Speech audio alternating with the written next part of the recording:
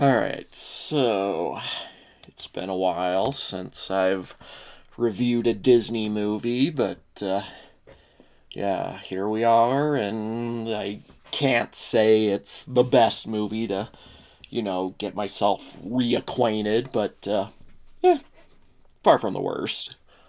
So this is The Fox and the Hound.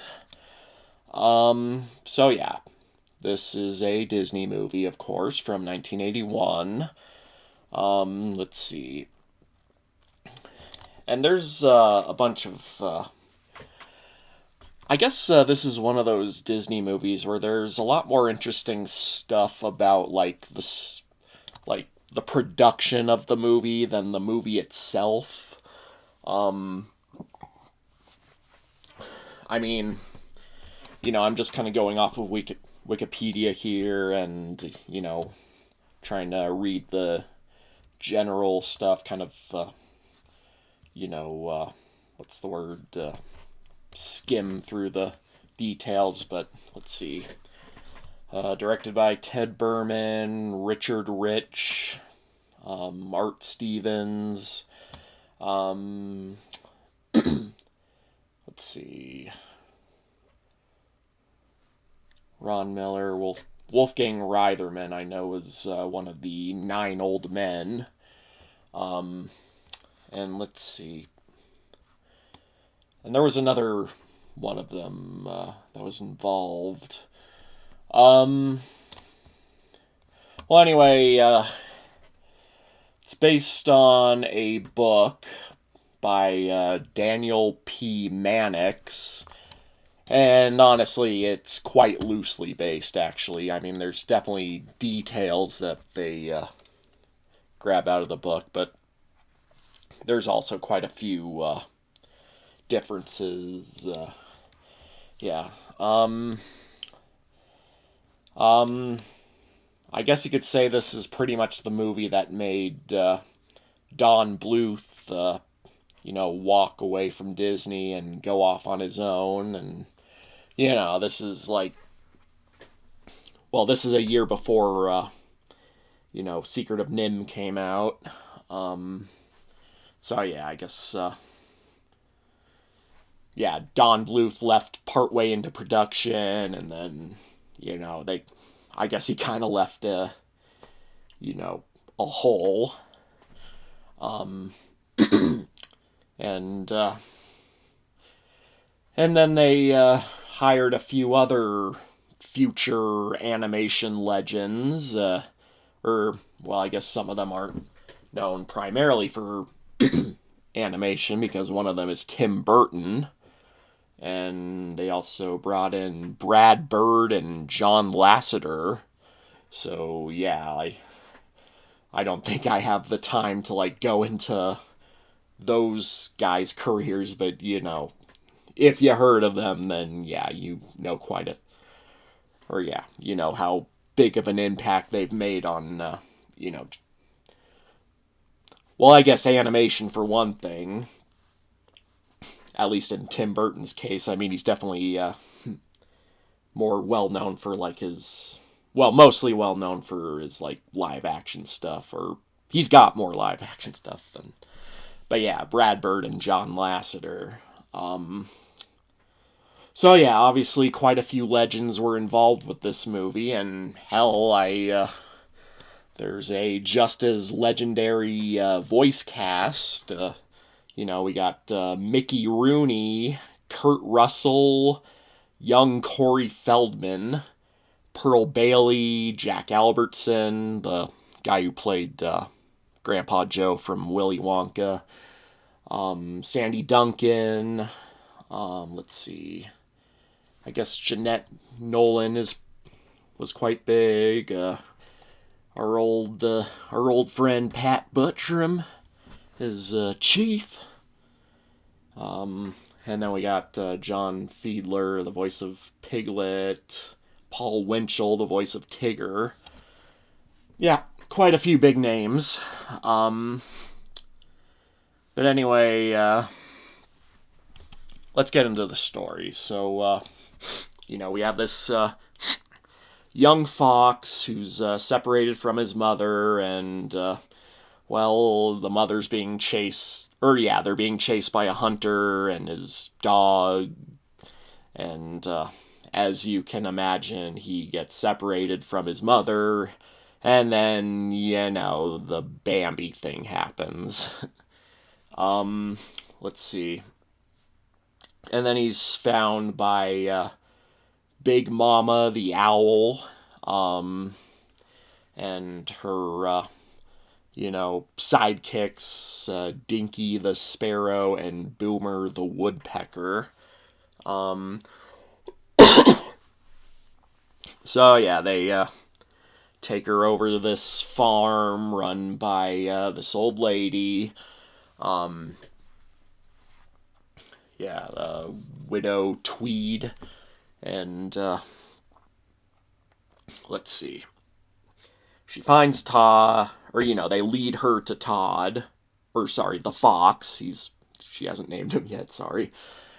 So they lead him to the fox, and she adopts him and names him Todd.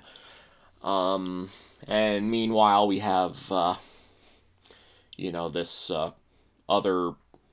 this hunter named Amos Slade, who lives with his hunting dog Chief, and he also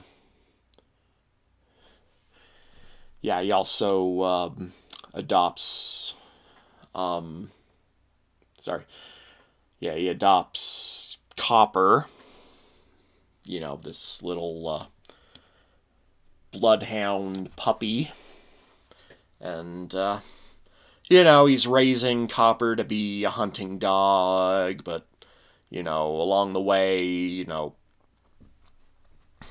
while Widow Tweed is raising Todd, and one day, Todd and Copper encounter each other, and they become friends.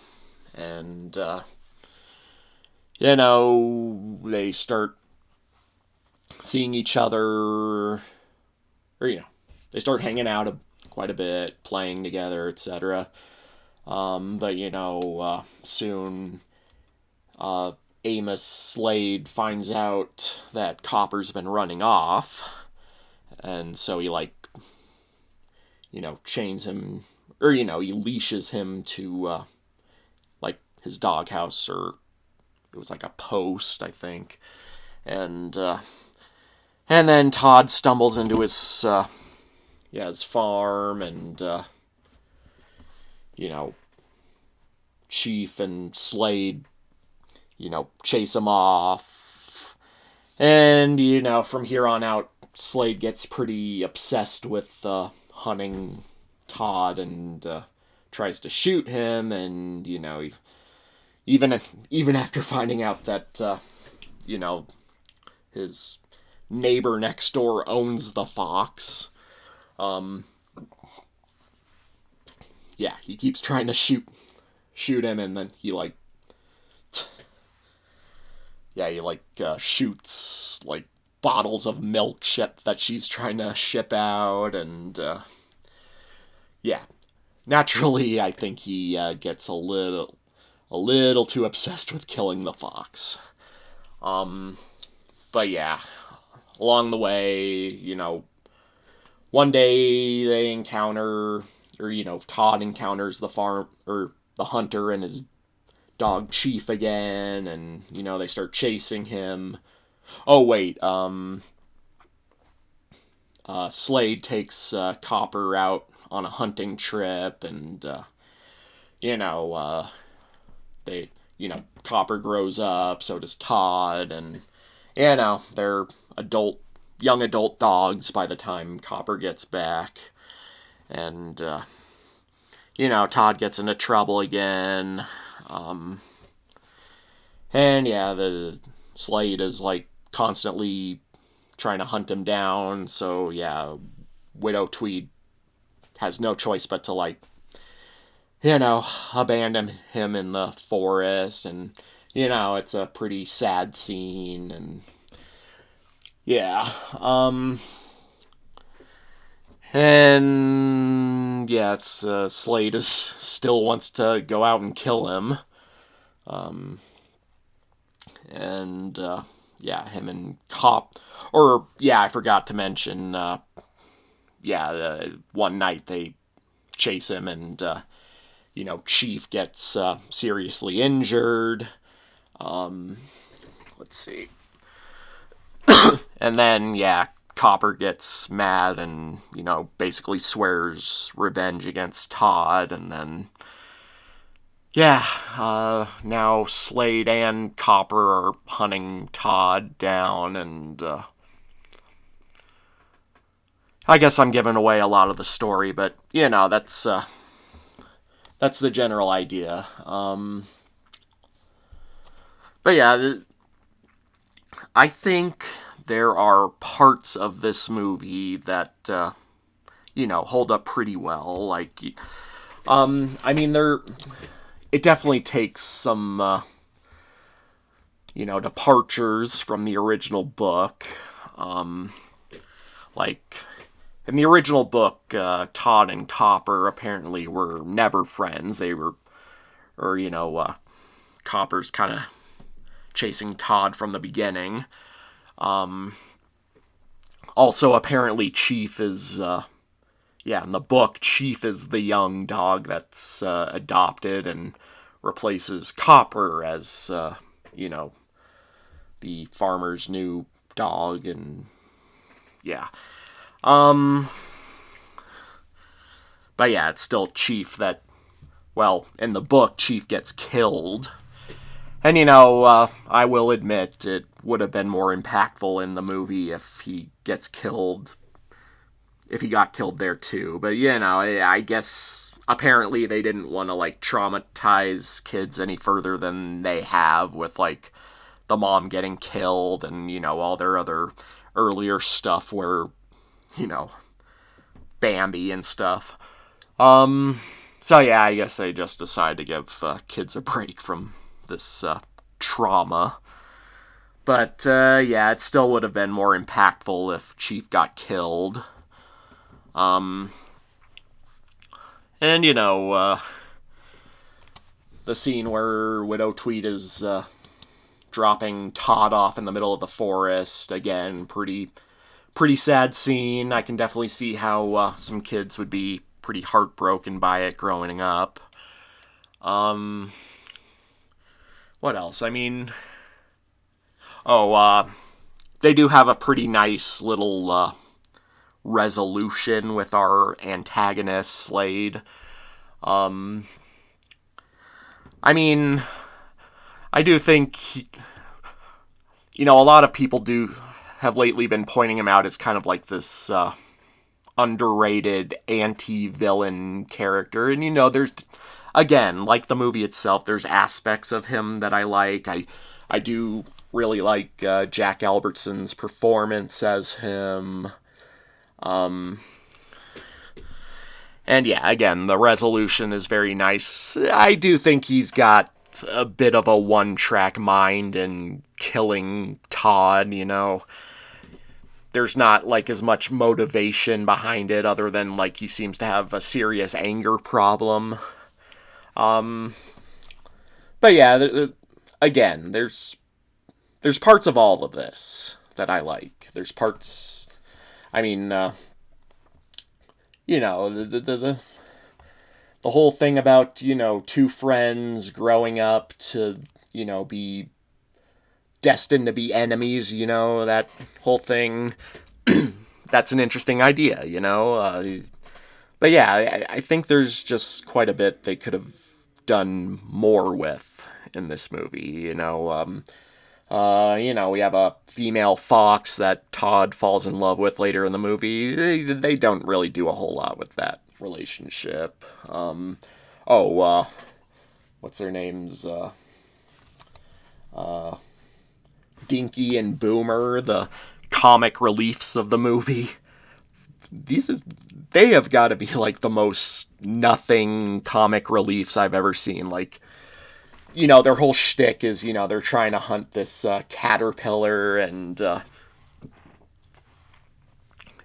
yeah, there's just so little that they do with it. It's just, they're trying to hunt this caterpillar. There's a little slapstick here and there, but I don't know. It's just not a very compelling little side story.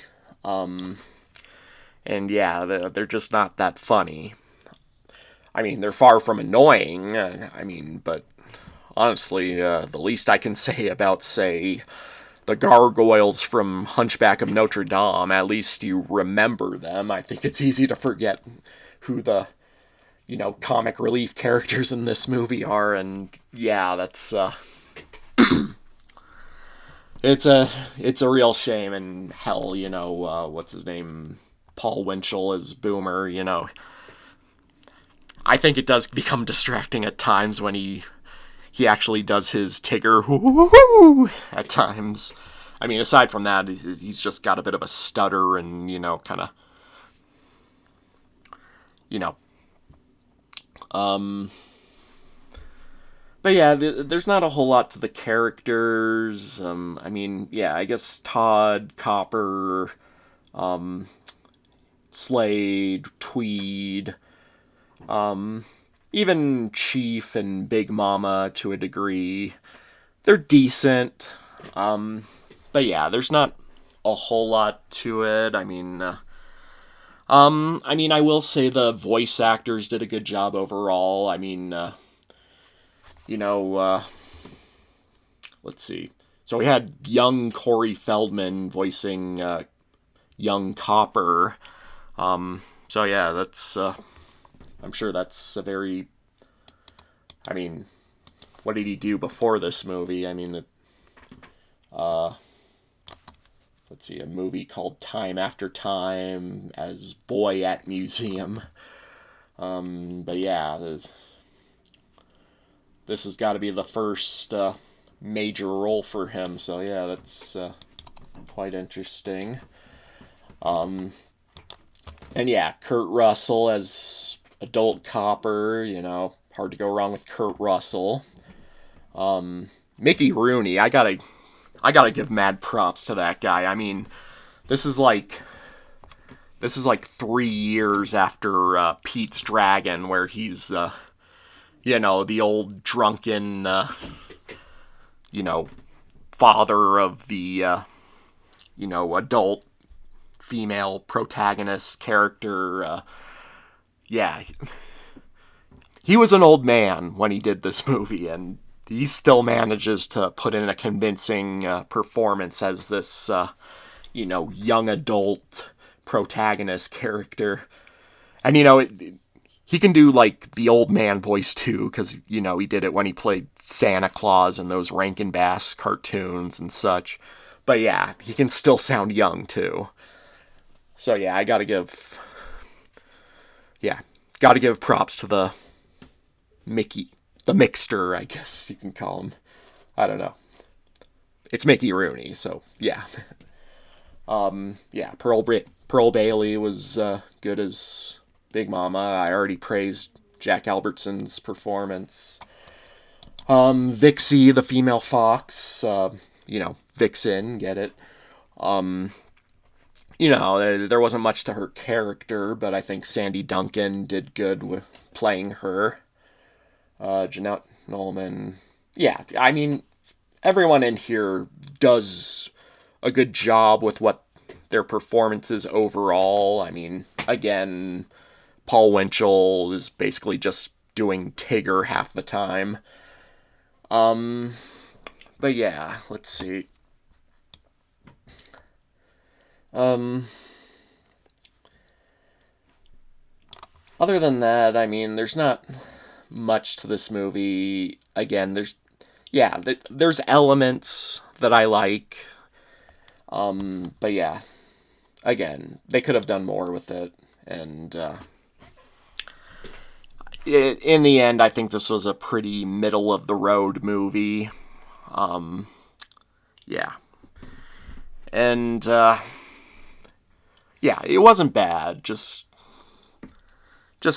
very middle of the road. And maybe in the long run, it'll end up being kind of like Lady and the Tramp, where I might watch it again and decide, you know what, that was better than I remembered it. It happens sometimes. I mean, hell, even Aristocats, I watched it again and I liked it a little more. I mean, I can't say it went up. I can't say my rating went up for that movie a whole lot, but yeah, I might reconsider that low rating I gave it before. But yeah, and I do hear that there are, people out there that grew up with this movie, and yeah, no doubt it has its fans. And yeah, there's definitely a case to be made for why it might be underrated, but yeah, for me, I think it's just okay.